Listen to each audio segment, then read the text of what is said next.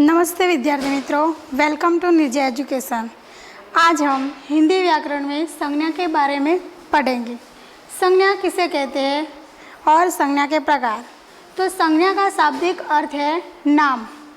नाम का बोध कराने वाले शब्द को संज्ञा कहते हैं। यह नाम किसी व्यक्ति, किसी वस्तु, किसी स्थान या प्राणियों के मन में उठने वाले भावों या विचारों से होते हैं। इसी कारण संज्ञा को परिभाषित करते हुए कहा गया है कि किसी व्यक्ति, वस्तु, स्थान या भाव के नाम को बोध कराने वाले शब्द को संज्ञा कहते हैं।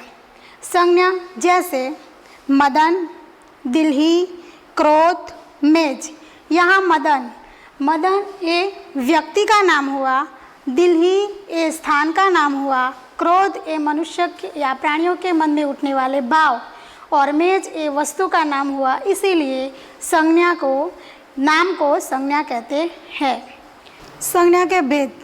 व्यक्तिवाचक संज्ञा। तो व्यक्तिवाचक संज्ञा किसे कहते हैं? जिस संज्ञा शब्द से किसी विशेष व्यक्ति, वस्तु, प्राणी या भाव का बोध हो उसे व्यक्तिवाचक संज्ञा कहते हैं। जैसे श्री कृष्ण, रामायण, हिमालय, गंगा, राम, श्याम आदि। तो उदाहरण तरीके, हिमालय भारत का सबसे बड़ा पर्वत है और गंगा हमारी पवित्र नदी है। यहाँ हिमालय और गंगा के नीचे रेखांकित किया गया है वो हिमालय। हमारे देश में बहुत सारे पर्वत है, लेकिन हिमालय सबसे बड़ा पर्वत है, इसीलिए वह विशेष स्थान है। और दूसरा वाक्य, गंगा। तो गंगा नदी हमारी बहुत सारी नदी है, लेकिन गंगा हमारी पवित्र नदी है, इसीलिए गंगा के नीचे हमने रेखांकित। इसीलिए कहते हैं कि जिस संज्ञा शब्द से किसी विशेष व्यक्ति, वस्तु या और स्थान, तो यहाँ हिमालय और गंगा ये विशेष स्थान का नाम हुआ, इसीलिए उसे व्यक्तिवाचक संज्ञा कहते हैं। दूसरा, जातिवाचक संज्ञा किसे कहते हैं? तो जिस संज्ञा शब्द से उसकी संपूर्ण जाति का बोध हो उसे जातिवाचक संज्ञा कहते हैं। जैसे कि गाय, भैंस, लड़का, मनुष्य आदि।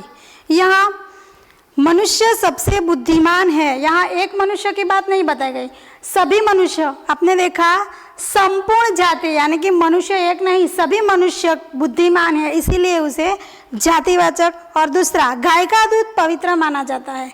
गाय, एक गाय की बात नहीं, सारी गाय का दूध पवित्र माना जाता है, इसीलिए यहाँ संपूर्ण जाति का बोध हुआ, इसीलिए उन्हें जातिवाचक संज्ञा कहते हैं।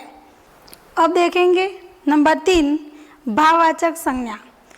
भाववाचक संज्ञा किसे कहते हैं? जिस संज्ञा शब्द से भाव, अवस्था, गुण, दोष आदि का बोध हो उसे भाववाचक संज्ञा कहते हैं। जैसे कि बुढ़ापा, अमीरी, गरीबी, मिठास आदि।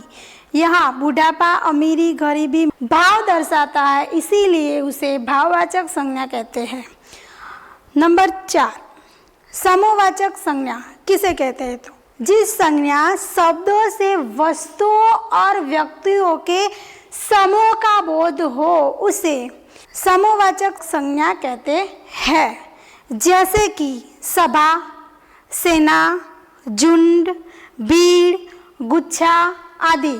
यहाँ समूह की बात, समूह में सभा एक व्यक्ति से नहीं होती है, सभी लोगों की होती है। इसी तरह सेना, झुंड, भीड़ आदि समूह में होते हैं, इसीलिए वस्तुओं और व्यक्तियों के समूह होते हैं, इसीलिए उसे समूहवाचक संज्ञा कहते हैं।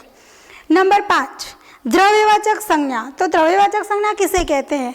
जिस संज्ञा शब्दों से किसी धातु, द्रव्य या खाने पीने की वस्तुओं का बोध हो सके उसे द्रव्यवाचक संज्ञा कहते हैं।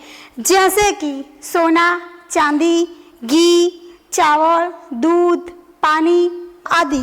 यहाँ सोना, चांदी ये धातु हुई और घी, चावल, दूध, पानी ये खाने पीने की वस्तुएं हुई, इसीलिए उसे द्रव्यवाचक संज्ञा कहते हैं। आपको ये वीडियो पसंद आया तो लाइक कीजिए, शेयर कीजिए और सब्सक्राइब कीजिए। Thank you.